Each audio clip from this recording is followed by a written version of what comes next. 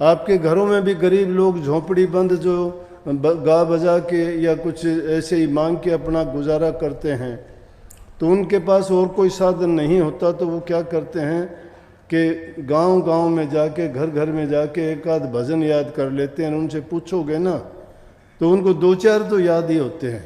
जब देखते हैं कि यहाँ जो है भक्ति भाव के भजन गाने हैं तो उन्हीं को याद है, राम के, कृष्ण के, कहते हैं मुझे तो ये याद आते हैं। राजस्थान के होंगे तो उसके या तो बालाजी के और या मेहंदीपुर वाले के दो चार ज़रूर सुना देंगे आपको। लेकिन काम बेचारों का क्या है, गुजारा करना है, मांगना है। लेकिन सत्संग इंसान को क्या सिखाता है कि प्रेम सिखाता है। और प्रेम दो प्रकार का होता है। प्रेम सब करते हैं, हम माँ बाप से प्रेम करते हैं, पत्नी से करते हैं, बच्चों से करते हैं, पदार्थों से भी करते हैं। ये मेरा घर है, ये मेरी जायदाद है, ये मेरा ज़मीन है, ये मेरे रिश्तेदार नातेदार हैं। हम हर चीज़ से प्रेम करते हैं जिनसे हमारा संबंध है। लेकिन वो क्या है, वो इश्क मिजाजी है, इश्क मिजाजी है, वो हकीकी इश्क नहीं है। इश्क मिजाजी तो सब करते हैं, सबको है, लेकिन हकीकी इश्क कौन सा है, जो मालिक से किया जाता है। लेकिन जब तक इश्क मिजाजी नहीं करता ना, तो इश्क हकीकी उसको नहीं आ सकता। और जीव का कल्याण किस में है, इश्क हकीकी में। तो ये जो बात कही गई कि संत न होते जगत में, संत सिखाते क्या है? संत इंसान के व्यक्तिगत जीवन से लेके, उसके व्यक्तिगत पारिवारिक सामाजिक जीवन से लेके फिर आध्यात्मिक जो जीवन है उसके अंदर लेके जाते हैं। और सीधा ही कोई कह दे कि चलो आपको में कितने लोग आते हैं, कोई कहता है मुझे नाम दे दो। कोई नाम वो किस लिए लेते हैं? कहते हैं कि बीमारी दूर हो जाएगी। संत कहते पहले बीमारी दूर कर ले, नाम उसके बाद काम आएगा। समझो इस बात को क्यों कही कि जिस इंसान के शरीर में रोग है, उसको तकलीफ है, उसको कोई पीड़ा है, किस चीज़ की भक्ति करेगा? उसको हमेशा तकलीफ दर्द की याद रहेगी। उसकी जो परेशानी है वही उसके दिल में घूमती रहेगी, उसके दिमाग में दूसरी बात नहीं आ सकती। तो इसलिए क्यों कहा गया कि पहले अपने रोग को, बीमारी को ठीक करो। उसका मतलब है शरीर को तंदुरुस्त रखो। अपने शरीर को जो तंदुरुस्त रखता है और शरीर की जो चिंता करता है, वो हर प्रकार से उसकी रखवाली करता है। और रखवाली का मतलब है सदाचारी होना, चरित्रवान होना, बुरी चीज़ों से बच जाना। अब बुराई एक नहीं है, अनेकों बुराइयां हैं। कलयुग का जो टाइम है ये संतों का समय है। संतों ने क्यों कही, संत गृहस्थ में रह के, गृहस्थियों के अंदर बैठ के और उनके जीवन सुधार को पहले लेते हैं। नहीं तो एक जमाना था तप के द्वारा भक्ति करवाते थे, यज्ञ हवन के द्वारा करवाते थे, पूजा पाठ के द्वारा करवाते थे, कठोर तप करते थे, जंगलों में निकल जाते, गुफाओं में जाते थे। लेकिन क्या कल्याण करते थे? खुद का ही मुश्किल होता था करना, खुद का करना भी मुश्किल होता था। लाखों बरस तप करने वाले ऋषि और मुनियों के भी अगर देखोगे तो अपने वो करनी से भटके और उनको कर्म की मार ऐसी पड़ी कि उनको कर्म भोगना पड़ा। ऐसे ऐसे कर्म होंगे कि उनको मुंह दिखाने लायक। नारद मुनि जैसों को बंदर का मुंह क्यों लग गया? इतना तप करने वाले और ब्रह्मा जी के पुत्र होते हुए इतनी साधना करते, जिनको ऋषियों में महर्षि जिसको कहते थे, लेकिन क्यों भटकाव आया? मन के कारण। मन क्यों भटका? अगर उनको समझाने वाला, सत्संग देने वाला गुरु अगर सामने होता, जो इसमें बात कही कि सच्चे सतगुरु बिना कौन बंधावे धीर, अगर उनको गुरु मिला होता तो गुरु उसकी कदम कदम पे रखवाली करता, संभाल करता, उसको उन पड़पचों में नहीं पड़ने देता। इसीलिए संतों ने कही कि जैसा ढूंढत मैं फिरूं ऐसा मिलिया न कोई, तत्व वेता त्रिगुण रहित घर का भेदी होए। सतगुरु वो होना चाहिए, तत्व वेता होना चाहिए, त्रिगुण से रहित होना चाहिए और घर का भेदी हो। कौन सा घर? आदि घर। इस रूह का ये घर नहीं है। ये तो संसार 84 लाख योनियों का जीवों का है। यहाँ तो ये उनका एक काल का बाड़ा है जिसमें इन जीवों को बांध के रखा गया है, और इसमें रख के इनको दया से, धर्म से, कर्म से हीन बना दिया। इनकी बुद्धि को हर के ऐसा बना दिया गया कि जिस प्रकार से किसी को नशे की लत पड़ जाती है, वो नशे के बिना नहीं रह सकता, इसी प्रकार से इन जीवों को ऐसा भटका और ऐसे भ्रम फैला दिए जिसके कारण सच्चाई से दूर गया। आदि घर की भूल हो गई इसको। फिर गुरु पूरा मिला नहीं।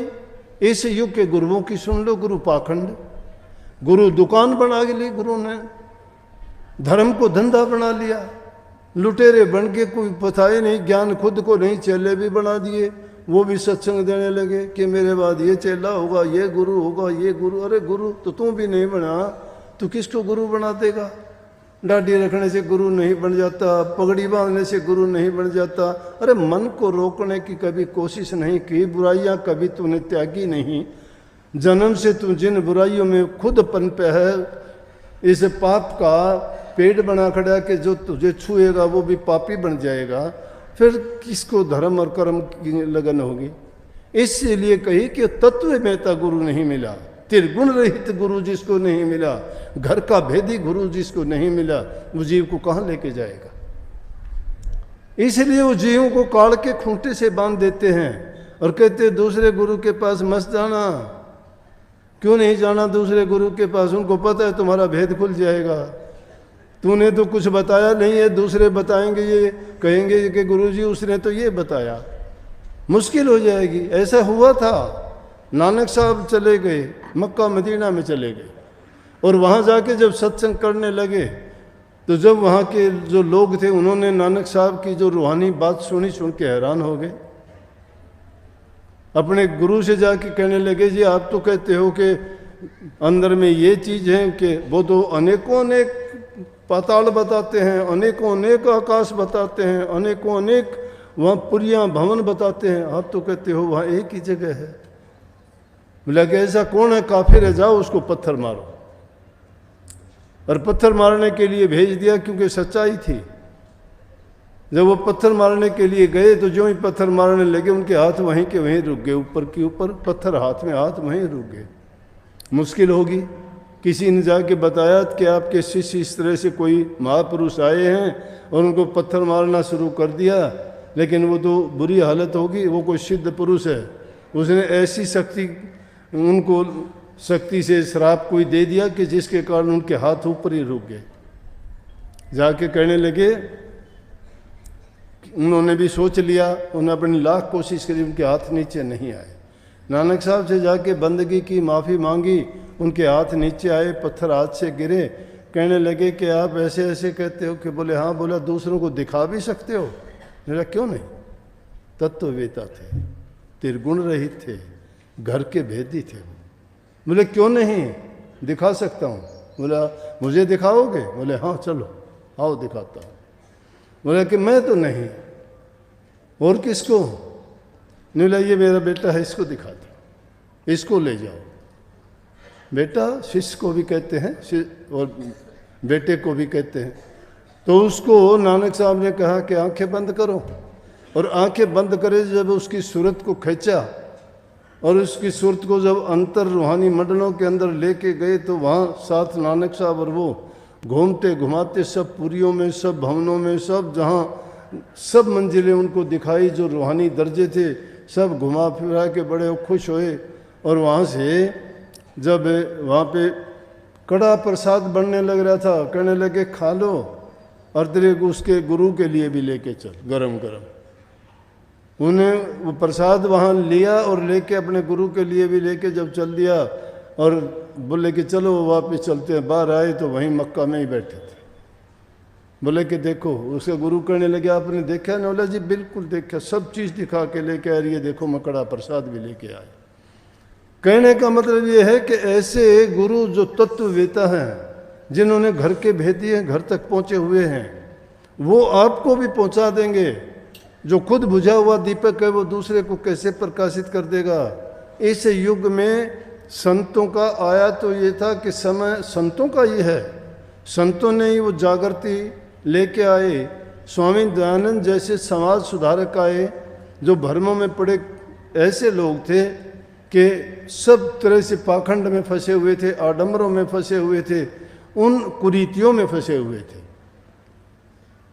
अब बात कही जाए, अपने गुरु का वचन उन्होंने ऐसा निभाया कि अपना पूरा जीवन ही दान कर दिया। उन्होंने अपने बारे में कभी सोचा ही नहीं, समाज के लिए उन्होंने अपना जीवन पूरा लगाया। जितनी कुरीतियाँ उस समय में फैली हुई थी, सब कुरीतियों को, पाखंडों को, आडंबरों को दूर किया। गौशालाओं का गौशालाएँ खोलने का सबसे पहला यहाँ रेवाड़ी में ही पहली गौशाला बनी थी, वो स्वामी दयानंद जी ने बनाई थी। उससे पहले गौशालाओं के बारे में कोई जानता तक नहीं था।